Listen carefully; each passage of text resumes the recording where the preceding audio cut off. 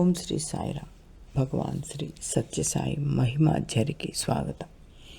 సాయి మహిమలు ఊహించని ఎవరి తరమూ కాదు. వారు భక్త హృదయవాసి. భక్తుల బాధలు తమ బాధలుగా భావించి నివారించడం స్వామి ముందు అవతారాల్లో కూడా చేసినదే కదా. మరి కుటుంబరావు గారు బాబాకు పరమ భక్తులు. మొదటిసారిగా వారు బాబావారిని యువకుడిగా ఉండగానే చూస్తారు. ఈ అద్భుత బాలుడు ఎవరో చూడాలని ఆసక్తితో 1940లోనే పర్తికి వచ్చి స్వామివారిని దర్శించుకుంటారు.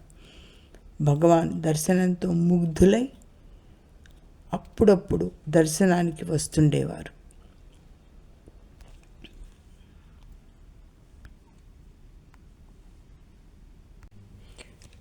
మ్యాజిస్ట్రేట్గా ఉద్యోగం చేస్తున్నప్పుడు స్వామివారిని తమ గృహానికి ఆహ్వానిస్తూ ఉండేవారు.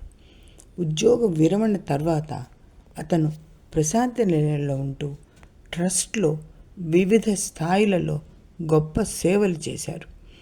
1950లో కుటుంబరావు గారు తిరుపతికి వెంకటేశ్వర స్వామి దర్శనం కోసం వెళుతూ ముందుగా పర్తికి వచ్చినప్పుడు జరిగిన సంఘటన.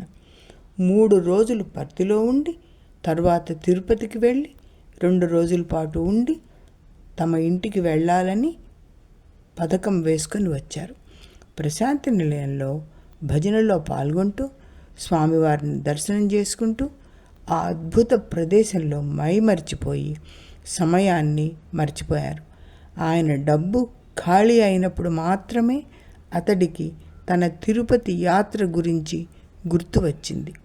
పూర్తి విశ్వాసంతో తన తిరుపతి పర్యటన విజయవంతం చేయమని కుటుంబరావు గారు భగవాన్ బాబావారిని మనసులో ప్రార్థించుకున్నారు. అయితే ఆ సాయంకాలమే స్వామివారు బృందావనానికి బయలుదేరి వెళ్తున్నారని తెలుస్తుంది. అంటే మరుసటి రోజు ఉదయం భగవాన్తో మాట్లాడే అవకాశం కోల్పోయానని ఆయన గ్రహిస్తాడు. సంపూర్ణ ప్రార్థన చేసుకుని తన ప్రయాణపు ఖర్చుల గురించి సహాయం అందజేయమని దృఢ విశ్వాసంతో కుటుంబరావు గారు మనస్సులోనే మరీ ప్రార్థించుకున్నారు. కొన్ని గంటల తర్వాత స్వామి బృందావనానికి బయలుదేరి వెళ్ళిపోయారు. కుటుంబరావు గారు పూర్తిగా దిక్కు తోచని స్థితిలో, అయోమయ అవస్థలో, కనీసం ఇంటికి వెళ్ళను లేదా ప్రయాణాన్ని కొనసాగించను సొమ్ము లేక దారి తోచక నిస్సహాయ స్థితిలో ఉండగా ఒక వ్యక్తి శ్రీ కుటుంబరావును వెతుక్కుంటూ వచ్చి, మీరు మిస్టర్ కుటుంబరావు గారేనా అని అడుగుతాడు. ఆ అపరిచితుడు కుటుంబరావు గారు నేనే అని చెప్పగా వారి చేతిలో ఒక కవరు పెట్టి, స్వామి మీకు దీనిని ఇవ్వమని చెప్పారు అని వెళ్ళిపోతాడు. కుటుంబరావు తెరచి చూడగా ఆ కవర్లో కొన్ని కరెన్సీ నోట్లు కనిపించాయి. ఎంతో సంతోషించి హృదయవాసి సర్వజ్ఞుడు అయిన స్వామికి కృతజ్ఞతలు తెలుపుకుని తన ప్రయాణం కొనసాగిస్తాడు. ఆ కవర్లో ఎంత డబ్బు ఉందో తెలియదు. కవర్ జేబులో పెట్టుకుని సాయి ప్రభు పంపిన డబ్బును అవసరానికి వాడుకుంటూ, భోజనాలు చేసుకుంటూ, కావలసిన ఖర్చులు పెట్టుకుంటూ ప్రయాణం సాగించాడు.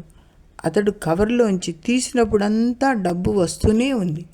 తిరుపతి యాత్ర పూర్తి చేసుకుని ఇంటికి చేరుకుని కుటుంబరావు కుటుంబ సభ్యులతో కాసేపు మాట్లాడి అన్ని విషయాలు చెప్పి డబ్బు ఇంకా ఎంత ఉందో కవర్లో చూద్దామని దాన్ని తెరిచేందుకు పూజ గదిలోకి వెళ్తాడు. కవరు తెరవగానే ఆశ్చర్యంగా అందులో ₹1 నోటు మాత్రమే ఉంటుంది. అవసరాలకు తగినంత స్వామి సమకూర్చారన్నమాట అనుకుంటారు కుటుంబరావు గారు. స్వామి కృపకు ఆయన కళ్ళు ఆనందాశ్రువుల వరదలవుతాయి. అనంతరం ఆ ₹1 నోటును దాచుకుంటారు. అయితే కుటుంబరావు గారి మరణానంతరం కూడా ఆ ₹1 నోటు ఇప్పటికీ వారి కుటుంబ సభ్యులు పూజ గదిలో దాచి ఉంచుకున్నారు. అవసరాలకు ఆదుకునే హృదయేశ్వరుడు తమను నమ్మిన వారిని ఇబ్బందుల పాలు చేయడు కదా. జై సాయిరాం.